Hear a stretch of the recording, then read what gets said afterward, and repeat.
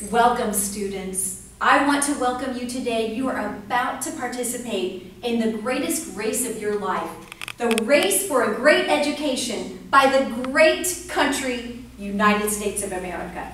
Now, the goal of this race is that each of you will finish at the same place, at the same time, successfully, because then you can enter the workforce as American citizens who are successful. Now, I want each of you to forget about all those statistics that rate those Japanese and Finnish kids as faring better on the test. You just wipe that out of your mind and you just do your best and let that good old American ingenuity do its work, okay? All right. So, we don't have much time to get ready. The race is about to begin. It's a long race, 13 years. We're going to take our roll call really quickly. I believe over here we have our poor inner city students, mostly of color, represented. Hello, good to see you all. Not seeing a lot of enthusiasm, but glad to see you. Oh my goodness. Son, you've got to hitch up those pants. You're about to lose them. Can somebody get this boy a belt over here? $10 says you'll lose those drawers on the first lap. We gotta be ready to go. And then over here we have all other students. Whoa! Thank you, yes, I'm glad to see you too. I recognize all those suburban soccer moms out there. Wow, I don't think I've ever seen so many minivans, SUVs, ponytails, and yoga pants in one place. All right, okay, so let me give you a few directions. Yes. Yes, young man, you have a question? Come on up here and see me. What can I do for you? You're hungry. Did you not eat breakfast today? Child, you've got to have fuel to run on. You're about to run a big race. Did everybody else here come prepared? Oh, stopped at Bob Evans, huh? Don't you love their omelets? I love how they get those onions done just right, a little crispy. Yeah. Oh, I'm sorry. I digress. Let me get back to the subject at hand, this little guy. So, you came hungry this morning. Is your mama here? No. She's working her first job. Then she goes to her second. Oh, and that's what you're really worried about.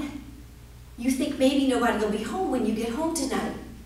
And you're afraid to be home alone when it gets dark. Wow. Wow, that is tough. You came hungry and you're worried about what's going to happen later. Buddy, you're just going to have to pull yourself up by the bootstraps and give it your best, because you're an American kid and I know you can do it, okay? Okay, here you go. Have a piece of gum. All right. Now, is everybody else ready? Yes, right over here. Suburban mom, front row yoga pants. No. Peach yoga pants. What is it? You have a problem. Your daughter's classroom smartboard has been down for 2 days. You've called a dozen times. You're about to go to the school board.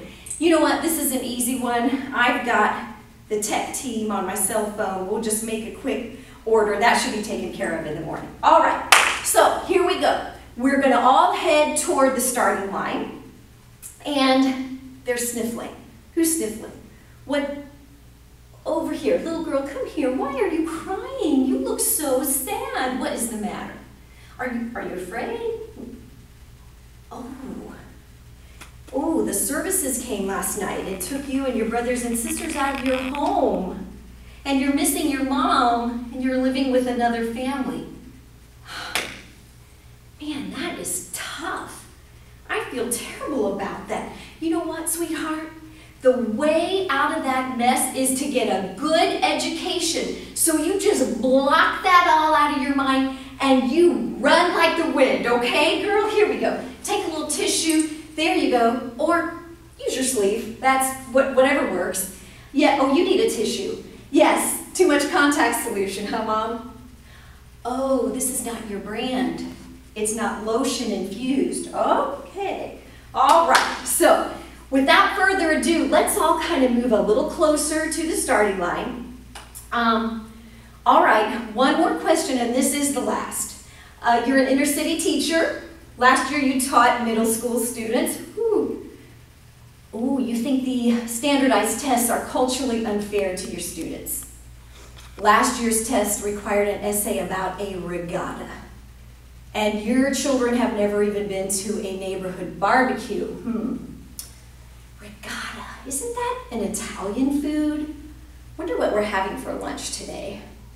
You know, I'm really sorry about that. There's a lot of concern about the test right now, but nobody really knows how to kind of work our way out of that mess. So we're just going to have to stick to it and be fair, same test for everybody. We're just going to have to run with it, no pun intended, okay? So let's just kind of get ourselves together. Here we go. Everybody move toward the starting line, and here's what's going to happen. You're going to hear the words, on your mark, get set, and then you'll hear gunshot. Whoa, whoa, why is everybody on the ground over here? What's the problem? You seem so upset. I did say gunshot, but that's just the official way to start a race. There's nothing dangerous about that. It's just, I can see gunshot takes on an entirely different meaning from your point of view.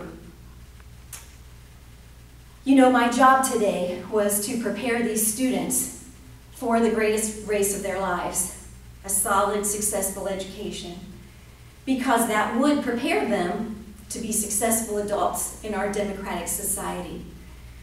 But we can't expect children to succeed when they're not starting in the same place and they don't have the same equitable supports throughout the race. How can we expect them to finish well? We know that poverty impacts education. This little dramatization was silly, and I apologize for the gross stereotypes, but the intention was just to illustrate the fact that every day, 1 in 5 American children living in poverty come to school completely overwhelmed by adult stressors that most of us can't imagine, much less understand. We know that education is the one proven way to escape the bonds of poverty. But the problems that poverty creates are keeping our children from focusing so that they can get the education they deserve. We've all heard that phrase, truth, justice, and the American way. But the truth is, we are not providing justice in the realm of opportunities for American students, and that shouldn't be the American way. We need to make changes that create real changes. If you're interested in this topic, I suggest that you consider community schools as a way to address poverty while working on educational reforms. And those community schools also build strength into at-risk neighborhoods. A perfect example of that is the Harlem Children's Zone and their Promise Academies. I encourage you to visit hcg.org and check it out for yourself.